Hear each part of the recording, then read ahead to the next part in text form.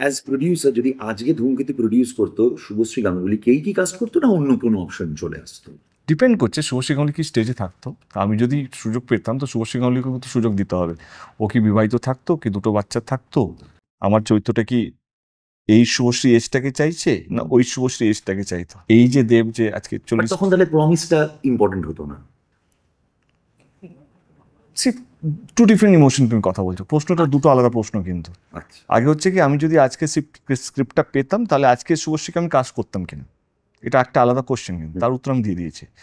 Second question হচ্ছে কি আমি আজকে যদি কাস্ট করতাম, আজকে যদি প্রডিউস করতাম, আজকে ওই প্রমিসটাকে রাখতাম কি রাখতাম না। যদি এটা যদি আমার প্রথম ছবি হতো আজকে তাহলে আমি রাখতাম, কিন্তু হিরোইন হিসেবে হয়তো রাখতাম না।